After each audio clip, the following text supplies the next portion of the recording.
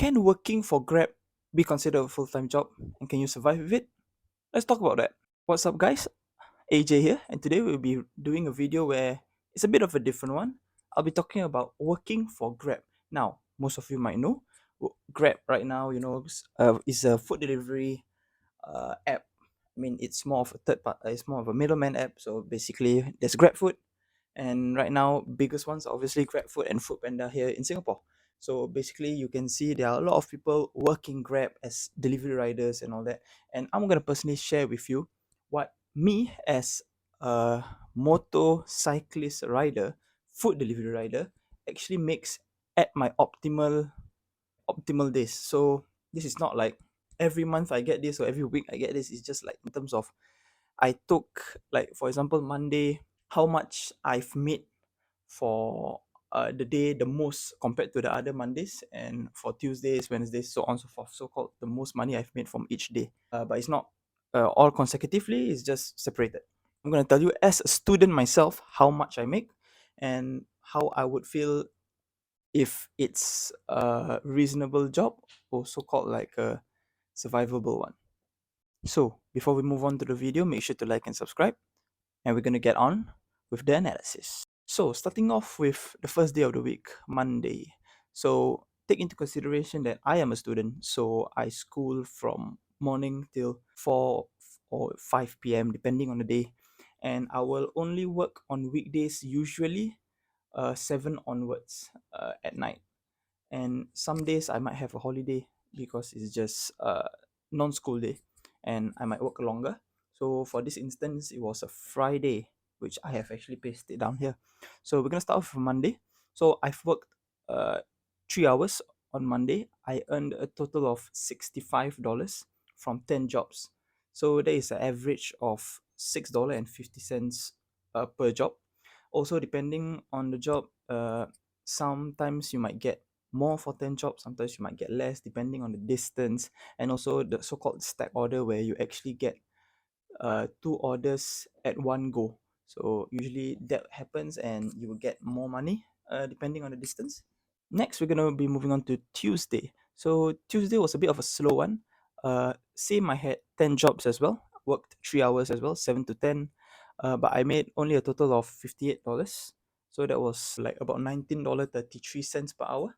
So that was on Tuesday. So now moving on to Wednesday, I had 11 jobs and I made $76. So can you see the difference? So most of the time this happens because of the distance and all that, stat orders. So and also the frequency of the orders, how you get it. So you can see the difference. Tuesday I made 19 per hour, while Wednesday I made 25 per hour. So it really does differ day to day. Obviously the demand of delivery riders as well. So moving on to Thursday, made $69 for 10 jobs. I think Thursday was a bit of a what I would expect. I would expect to get about $60-$50 for my 10 jobs, because usually I will average it out as $5 to $6 per job on the motorcycle, that is. So next we're going to be moving on to Friday. So Friday was a bit of a different day because I had on time on target of doing your schoolwork on the Friday, and I did it early in the morning, finished it off. Then I worked from 3 to 6, so that's 3 hours. And then I rest for a while for an hour, and then worked from 7 to 10. So that's a total of 6 hours of work. Now, I made a total of $155. So that was a total of 25 jobs. Basically, Grab has these incentives where if you hit a certain number of orders, you get a certain amount of money incentives as well. So my main target for Friday, usually Friday, Saturday, and Sunday, would be to just hit the incentives, because after that I don't actually get any extras in the way. So I just hit at 25 and I count it as a day. Now, Saturday, I did not work on Saturday. I decided to rest on Saturday. And Sunday, I continued back to work. And again, I made $159, but this time I worked for 7 hours. So from 11 to 3, that's 4 hours, and 7 to 10, because I had something in between that I had to attend to. With all of that taken into account, so Monday I made $65, Tuesday I made $58, Wednesday I made $76, Thursday I made $69, Friday I made $155, and Sunday I made $159. So that was 6 days in a week. I worked a total of 25 hours. I worked a total of 25 hours in that week, and I made a total of $582 exactly. So if I were to divide that, 582 divided by 25, so basically per hour I was paid an average of $23.28 per hour. So that sounds great, doesn't it? Being uh, a sufficient job or not, let's move on to that. Now, Grab, one of the downsides, I'll start with the downsides first. Basically, in Singapore, we have CPF. So basically, a certain amount of your pay is being placed into the CPF account for your, be it housing, medical, or your retirement plans. So that actually does help because Singaporeans tend to spend a lot. So CPF is a good thing. So for Grab drivers, you don't get CPF. I think that's one of the downsides. Next downside is that Grab does not protect you in any way unless you buy their insurance. And last but not least, you need to have your own vehicle. So be it you want to rent a vehicle or you want to ride a bike now. I've rode a bike like a bicycle before I had my motorcycle license and a motorcycle itself.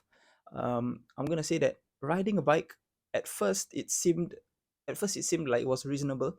You could get a decent amount more than per hour, like 10 per hour, 12 per hour riding a bike. But the more you do it, the more tired you get because of the accumulated fatigue riding the bicycle. uh, Back in the day when I worked as a cyclist, 450 was like the minimum that you'll get.